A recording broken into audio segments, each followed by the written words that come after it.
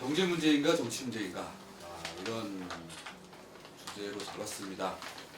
사실 오늘 우리는 철학 이야기를 하기 때문에 답은 철학 문제다 이랬는데 저는 뭐 가끔씩 복지국가 생각할 때마다 이런 생각 저 스스로 그런 혼란스러울 때가 좀 있기 때문에 오늘 이 토론을 통해서 뭔가 제가 안고 있는 그 혼란을 좀 벗겨보자 그런 뭐 목적도 가지고 있습니다. 어쨌거나 두 분은 그 성공회대 신정환 교수님 그리고 영산대 장문주 교수님은 제가 아주 정말 가까이 접하고 알게 된 건 한 5년 남짓 되는 분들입니다.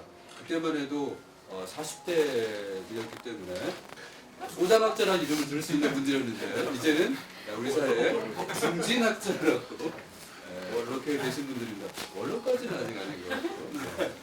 자, 그런데 신정환 선생님은 사실 경제학을 전공하셨는데 스웨덴에서 또 복지국가의 철학이라는 책을 내셨고 우리 장은주 교수님은 철학 전공인데 정치 철학으로 3년 전이죠. 정치의 이동이라는 또 아주 대단한 책을 제가 기획을 했었습니다. 그래서 잘하겠습니다. 그런 책을 내셨고 두 분이 아마 복지국가의 철학에 대해서 각각의 관점을 가지고 이야기를 해주셨습니다. 그리고 그게 책으로도 현재 나와 있는데 오늘 이렇게 두 분을 모시고 또 그 깊이 있는 이야기를 들을 수 있을 것 같습니다.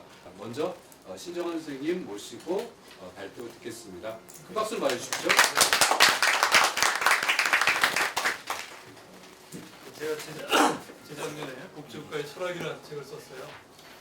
그때 문제의식은 뭐였냐면 2000년대에 들어서 복지국가 담론이 이제 활발하게 전개됐잖아요.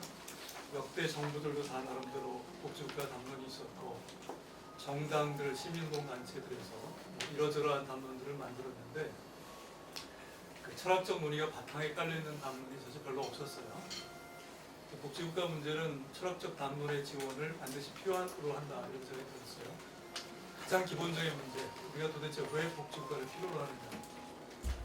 그 다음에 거기까지 인정이 된다 하더라도 그럼 어떤 유형의 복지국가가 더 바람직한가. 복지국가라는 게 이제 수많은 제도와 정책의 결합물인데 제도나 정책을 설계할 때 봉착하게 되는 철학적 쟁점들이 있거든요. 그래서 제가 뭐 철학 전공자는 아니지만 나름대로 한번 써봤습니다. 그래서 그 책 일부에서 이제 주로 영미 정치 철학의 주요 서조들의 정의관과 복지국가 관을 비교 설명했죠. 그 중에서도 롤스의 정의론이 복지국가를 가장 견고하고 안정적으로 지원해 줄 수 있는 방법이다. 이렇게 생각을 해서 롤스의 정의론에 좀 비중을 둬서 이렇게 설명했습니다. 시간이 많이 허락되어 있지 않기 때문에 바로 롤스의 정의론 얘기로 들어갈게요. 이쪽 보시죠. 현대 정의론의 중심에 있는 사람이 존 롤스라고 할 수 있죠. 여러분도 아마 이름은 다 들어보셨을 거예요. 그래서 고등학생들도 존 롤스 이름은 알더라고요. 논술 시험에 하도 자주 나와가지고서 보통 무지에 대해 차등의 원칙 되게 두 가지만 되게 기억하고 있죠. 물론 그 부분이 중요하긴 한데 롤즈는 사회계약론자예요. 사회계약론이라고 하는 것은 출발점은 제가 알기로는 도대체 국가라고 하는 것이 왜 필요한가. 정당성을 갖고 있는 국가가 정당성을 가지려면 어떤 조건을 충족시켜야 되는가 이런 문제를 다루는 게 사회계약론이었죠. 롤즈는 사회계약론의 전통 위에 있습니다. 사회계약론은 기본적으로 자유주의 원리와 민주주의 원리를 바탕에 깔고 있다고 볼 수가 있어요.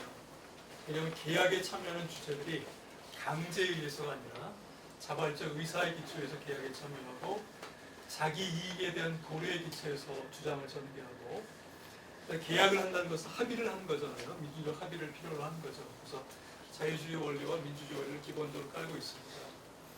사회계약론은 크게 이제 두 가지 조류가 있어요. 하나가 컨트랙테리아니즘이라는 건데 사회계약론의 창시자로 보통 평가되는 홉스의 입장이라고 합니다. 이 입장은 뭐냐면 사회계약에 참여하는 주체들이 어떤 도덕적 규범으로부터도 자유로운 상태에서 그저 자기 이익을 추구하는 거예요. 자기 이익만 거칠고 무식하게 추구하게 되면 상대방이 반발할 거 아니에요. 자기가 원하는 대로 계약을 맺지 못할 거 아니에요. 그래서 자기 이익을 추구하기 위해서라도 상대방도 어느 정도 납득할 수 있는 수준에서 주장을 하게 됩니다. 이러한 자기 이익에 대한 계산에 기초한 조정과 타협의 결과가 사회개혁이에요. 컨트랙추얼리즘이라고 하는 또 하나의 조류가 있습니다. 우리말로 번역하면 둘 다 계약주의가 되니까 구별이 안 되는데, 이제 고전적 철학자 중에서는 칸트가 그런 입장이에요. 사회계약에 참여하는 주체들이 공통의 기본 규범을 수용한 바탕 위에서 계약에 참여한다는 거예요. 이런 입장을 대표하는 현대적 철학자가 롤스입니다. 롤스에게 있어서 계약에 참여하는 주체들이 공통적으로 받아들여야 될 도덕적 규범은 공정성이에요. 모든 사회계약론은 사회계약에 참여하는 주체들이 적어도 초기 상태에서는 자유롭고 평등한 조건 하에서 참여한다고 봅니다. 그리고 합리적 판단 능력이 있다고 보는 거예요. 그런데 롤스는 여기에 좀 더해서 이상적 논의 상황에서 논의를 해야 돼요. 그게 무슨 얘기냐면, 한번 이런 상황을 한번 가정해 보세요. 하나님이 대한민국의 대표자 100명을 불렀어요. 통계적으로 아주 합리적으로 뽑아낸 거예요. 남성, 여성, 연령, 직업 이런 거 고려해가지고서. 그래서 물어봤어요. 대한민국 사회에 대해서 만족하느냐? 대한민국이 정의로운 사회라고 생각하느냐? 그랬더니 대다수 사람이 아니오라고 했다고 가정해봅시다. 그러니까 하나님이 제안을 했어요. 그럼 너희들이 일주일 동안 합숙을 해가지고서 너희들이 다음번에 태어날 세상을 규율할 정의의 원칙에 대해서 한번 합의를 도출해봐라. 그럼 내가 세상 그대로 만들어줄게. 그 합의를 도출하고 나서 너희는 바로 죽는다. 그리고 다음 세상에서 태어나는데 그 다음 세상은 너희가 합의해낸 그 질서 그대로 내가 만들어낸 세상일 거다. 이렇게 얘기를 했다는 거예요. 그래서 합숙 토론을 하는데 이게 합의가 되겠어요? 쉽지 않겠죠. 여러 가지 이유가 있지만 남자는 되게 남자에게 유리한 사회를 정의로운 사회라고 생각할 가능성이 많고, 여자는 또 그 반대일 테고, 장애인은 장애인이 편하게 살 수 있는 사회를 정의로운 사회라고 생각하고, 재능이 뛰어난 사람은 재능이 뛰어난 사람이 높은 지위와 많은 소득을 얻을 수 있는 사회를 좋은 사회라고 할 가능성이 많다는 말이에요. 인간의 자기에 대한 집착이야말로 공정한 논의를 어렵게 만드는 핵심 조건이라는 말이에요. 이 문제를 해결하기 위해서 롤즈가 도입한 생각상의 실험이 무지의 배열입니다. 논의에 참여하는 주체들에게 인간과 사회에 관한 일반적 지식은 충분히 주는데 딱 하나 정보를 안 주는 게 있어요. 내가 다음 세상에 태어나긴 태어나는데 누구로 태어날지는 모르는 거예요. 남자로 태어날지 여자로 태어날지, 그리고 언제 태어날지도 몰라요. 바로 다음 세대에 태어날지 한 10세대 후에 태어날지도 몰라요. 그런 상황에서 정의의 원칙에 대해서 합의하라는 거예요. 황당하겠죠. 내가 누구로 태어날지 모르는데 판단의 준거가 없어진 거잖아요. 그렇죠? 그럼 이제 생각을 해보게 됩니다. 내가 지금은 남자지만 여자로 태어날 가능성도 절반이란 말이에요. 그럼 여자에게 있어서 좋은 사회는 어떤 사회일까 생각을 해보겠죠. 내가 지금 건강하지만 장애인으로 태어날 가능성도 예를 들어 한 10% 된다고 해봅시다. 그럼 장애인에게서 삶이라는 건 어떤 것입니까? 장애인에게 좋은 사회는 어떤 것입니까? 이런 생각을 하는 거죠.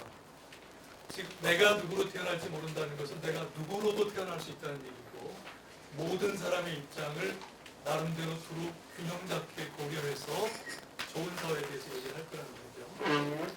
자, 이런 무지의 배일 상황에서 만장일치에 가깝게 합의가 될 정의의 원칙은 두 가지 원칙이라고 롤스는 생각합니다. 첫 번째가 자유의 원칙이에요. 우리가 인간의 기본적 자유라고 부르는 것, 시민적 기본권이라고 부르는 것, 그리고 신체의 자유, 사상의 자유, 집회와 결사의 자유, 이런 기본적 자유와 권리는 만인에게 평등하고 충분하게 보장되어야 된다고 봅니다. 두 번째 원칙은 사회적, 경제적 불평등을 규율하는 원칙입니다. 불평등을 어디까지 수용할 것이냐 이런 문제죠. 그 중에 하나가 공정한 기회균등의 원칙입니다. 공정한 기회균등의 원칙은 이런 거예요. 두 사람이 있는데 재능이 똑같고 노력 수준이 비슷하고 인생 계획이 비슷하다면 두 사람은 인생에서 비슷한 정도의 성공 가능성을 가져야 됩니다. 이런 겁니다. 공정한 기회균등이 달성되려면 일단 형식적 기회균등이 확보돼야 되겠죠. 예를 들어 신분제 사회 이런 건 원천적으로 기회 불평등을 이야기하는 거잖아요. 롤즈가 생각한 공정한 기회균등의 원칙은 형식적 기회균등을 넘어서 실질적 기회균등까지 포함하는 겁니다. 예를 들면 부모의 소득이나 재산 수준에 의해서 자녀들의 인생 경로가 크게 달라져서는 안 된다는 거예요. 그 다음에 이제 차등의 원칙입니다. 차등의 원칙은 주로 이제 소득과 재산의 불평등을 규율하는 원칙인데 공정한 기회균등의 원칙이 거의 100% 달성됐다고 해봅시다. 상당히 평등한 사회가 되겠죠. 그러나 완전히 평등한 사회는 아닐 거예요. 사회적 요인으로 인한 불평등은 억제되지만 자연적 요인으로 인한 불평등도 있는 겁니다. 타고난 재능의 차이, 외모의 차이, 성격의 차이 이런 것도 있잖아요. 살다 보면 순수한 행운과 불운도 있는 겁니다. 이게 이제 자연적 요인으로 인한 불평등인데 이것을 억제하는 원칙이 차등의 원칙입니다. 차등의 원칙은 어떤 거냐면 완전 평등 상태에 비해서 약간의 불평등을 허용하는 상태가 그 사회에서 가장 열악한 사람들의 집단, 그걸 이제 최소수혜자라고 합니다. 이 사람들의 처지에 유리하다면 그 정도의 불평등은 허용하는 것이 좋고, 그리고 이론적으로 생각해 볼 수 있는 여러 가지 불평등 수준 중에서는 최소수혜자의 처지를 최대한 개선시켜주는 수준의 불평등까지를 허용하는 것이 좋다. 이게 차등의 원칙입니다. 그리고 정의의 원칙들 사이에는 우선성의 순위가 있어서 자유의 원칙이 우선하고 그 다음에 공정한 기회균등의 원칙이 우선하고 차등의 원칙이 마지막입니다. 대중적으로는 차등의 원칙이 가장 널리 알려져 있지만 그러니까 인간의 기본적 권리와 자유를 보장하는 것이 가장 중요하고 그 다음에 기회의 불평등을 막는 것이 그 다음에 중요하고 맨 마지막으로 자연적 요인으로 인한 결과의 불평등을 억제하는 것이 순서다. 그런 얘기죠. 4쪽으로 가서 롤즈가 복지국가 자체에 대해서 얘기하는 건 별로 없거든요. 근데 이제 롤즈의 정의론이 복지국가와 관련해서 어떤 의미를 가질 수 있는가를 조금 적극적으로 해석해내면 네 가지로 정리해봤습니다. 4쪽 중간에 우리가 보통 생각하는 바람직한 복지국가는 자유민주주의적인 정치 질서와 공존하는 복지국가겠죠. 예를 들면 구소련도 상당한 복지국가였어요. 완전 고용이 보장되었고 다주택이 있었고 그랬단 말이에요. 그러니까 어떤 의미에서는 우리가 소련을 지금은 좀 우습게 보지만 인구 하위 10% 소련 사람이 당시 하위 10% 미국인보다 나았을 수가 있어요. 일자리가 있고 자기 집이 있고 사회주의 사니까 겉으로라도 노동자로 대우를 해줬을 거란 말이죠. 근데 뭐가 문제냐?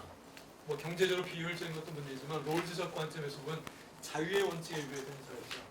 그러니까 시민적 기본권이라고 하는 것이 보장되지 않는 사회니까 문제가 있는 겁니다. 근데 자유민주주의라고 하는 것은 뭐 한국에서는 반공주의 비슷하게 의미가 좀 왜곡돼서 표현되긴 하지만 자유주의 플러스 민주주의잖아요.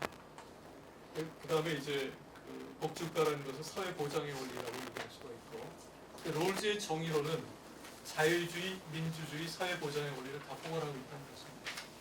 자유의 원칙은 정치적 자유주의, 경제적 자유주의는 아닙니다. 이를 포함하고 있고 선거권과 피선거권이 기본적 자유에 포함되어 있기 때문에 정치 제도로서의 민주주의를 포함하고 있어요. 공정한 기회균등의 원리는 민주주의 원리를 포함하고 있죠. 선거권과 피선거권이 모든 사람들에게 보장된다고 해서 정말 기회균등이 보장되는 건 아니잖아요. 그래서 좀 확대된 민주주의, 시민사회에서 작동하는 민주주의 원리를 포함하고 있습니다. 그 다음에 부모들의 소득 격차가 너무 크면 자녀들의 인생 경로에 크게 영향을 미치게 되잖아요. 그래서 실질적 기회균등을 달성하려면 소득과 재산의 격차도 사실 줄여줘야 됩니다. 자본주의 사회에서는 복지국가가 소득과 재산 격차를 줄여주는 가장 유력한 수단이죠. 그러니까 공정한 기회균등의 원칙은 민주주의 원리와 사회보장의 원리를 포함하고 있고 차등의 원칙은 주로 사회보장 원리에 해당된다고 볼 수가 있겠죠. 그래서 자유민주주의적 정치질서와 공존하는 현대적 복지국가를 지탱하는 세 가지 원리를 다 포함하고 있고 체계적으로 관계를 설정하고 있습니다. 두 번째, 강한 평등주의입니다. 자유주의적 전통에선 학자 중에서 롤즈만큼 평등주의적 성향이 강한 사람은 별로 없을 거예요.